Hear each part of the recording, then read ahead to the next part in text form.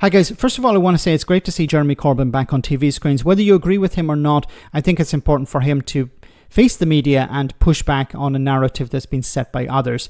And that was one of my big criticisms of him back in 2019, that he wasn't on TV enough. Now, aside from that, he was on Sky News where he was talking about Palestine Action and the massive number of arrests, almost 900 arrests that took place during a protest in support of Palestine Action. Have a listen to this. They're people of principle and they're people of courage, and they are appalled that civil disobedience should become an act of terrorism. And I was just a few minutes ago looking at a speech, an excellent speech, made by Shabana Mahmood in 2014, of supporting people who opposed the then bombing of Gaza. So I think we need to think about the legislation that's being passed. Protest should be allowed in our country. And indeed, when I, for example, challenged Jack Straw on this in the Terrorism Act 2000, I said, will this criminalise civil protest? He said, no, never.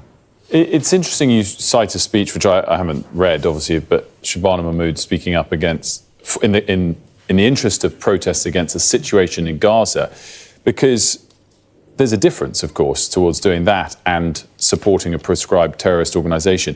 John Healey, the Defence Secretary, said yesterday to Trevor Phillips, I would say to those people, voice your concerns, protests on the streets, challenge us as a government to do what we can to relieve the suffering in Gaza, but that does not need to be linked with support for Palestine Action. It's a fair point, isn't it? Not really, because Palestine Action have been prescribed by the government, and I personally oppose that legislation because I do think in a free democratic society there should be a right to protest. When they went onto the base at Brize Norton, they knew what they were doing. They knew that they would be charged with criminal damage. They knew they'd be charged with criminal trespass. They took that risk. They knew that, but they did it out of principle. They were not involved in bombing anybody. They weren't involved in killing anybody. They weren't involved in threatening anybody's safety. And instead, they've now become a terrorist organisation and threatened with very long terms of imprisonment. I understand their case is not going to get to court until January 27.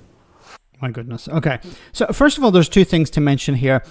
There have been more people arrested in support of Palestine Action than people who have actually engaged in criminal behavior.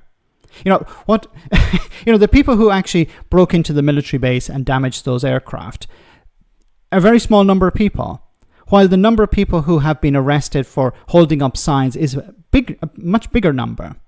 The irony of that. Now, Jeremy Corbyn is correct here. There's no justification for prescribing this organisation. These people have not engaged in bombing activities. They have not harmed civilians. They have not killed anyone. So what is the justification? Well, the government has said, well, we have evidence that supports a justification, but they won't release that evidence.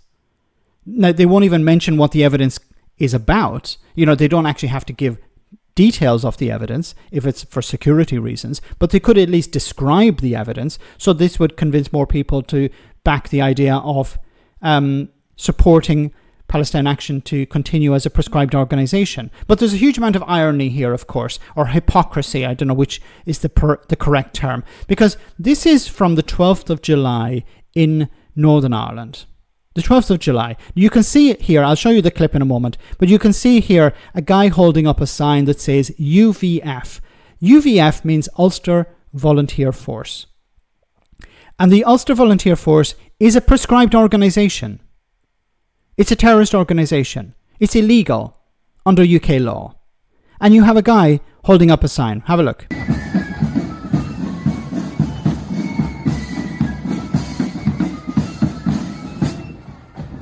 Okay, so you have... this is insane.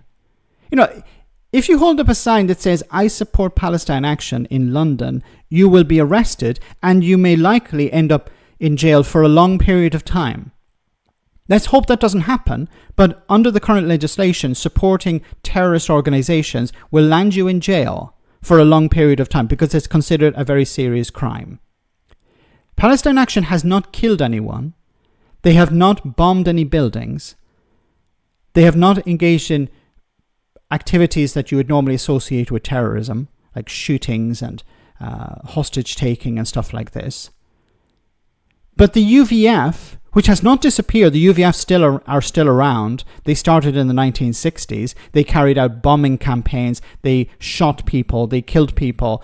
They engaged in intimidation. They still do it today, to a lesser extent, but they're still active. And they're marching in Northern Ireland, in the street, with a band, including frigging cosplayers. And none of these people were arrested. None of these individuals. This guy carrying the sign was not arrested. And he's supporting the UVF. And the people marching behind, obviously, are supporting the UVF as well. Now, I don't know if these people are active members of the UVF, but they're at least supporting it. How is it possible that somebody who holds up a sign in London could end up in jail for a long period of time, but these people who may actually be active members of the UVF are not arrested? Not even arrested. I'm not saying even about being put in jail. These people have not been arrested. They're actually marching in the street and being cheered on by members of the public, and there's no punishment. And the UVF is a terrorist organization. It's a prescribed organization by the British government. I've mentioned it before on the channel. Can someone please explain this to me, because I can't get my head around it? You know, unionists in Northern Ireland say we want to have legislation in England the same as Northern Ireland. We don't want to have a sea border. We want to have everything the same. Then how is it possible that when it comes to terrorist organizations, it's not the same? How is it possible that one organization in London is treated different to another organization in Belfast or in Northern Ireland? One organization that has not actually killed anyone, not that we know of, because the government has not released any more information, but as far as we know, has not killed anyone, has not engaged in bombing activities, has not shot individuals, has not engaged in the normal terrorism activity we would associate with a prescribed organization. You know, people who generally cover this talk about Al-Qaeda, they talk about ISIS. You don't even need to go that far. You don't have to go outside the United Kingdom to find prescribed organizations marching in the street and not getting punished. Is it because it's not about Palestine? Is it not about, we have deals with the Israelis when it comes to selling equipment and military equipment? Is it because the UVF are not protesting against that? If the UVF started to protest against that, would they be arrested as well? Maybe this is a bit of advice to the people of Palestine Action. Maybe they should start marching like this. Maybe they should dress up as World War II or World War I soldiers. Maybe they should carry banners, let's say, not Palestine Action, but UVF. Because then they'll be fine. They will not be punished. Let me know in the comment section, guys, what you think. And I'll see you in the next video.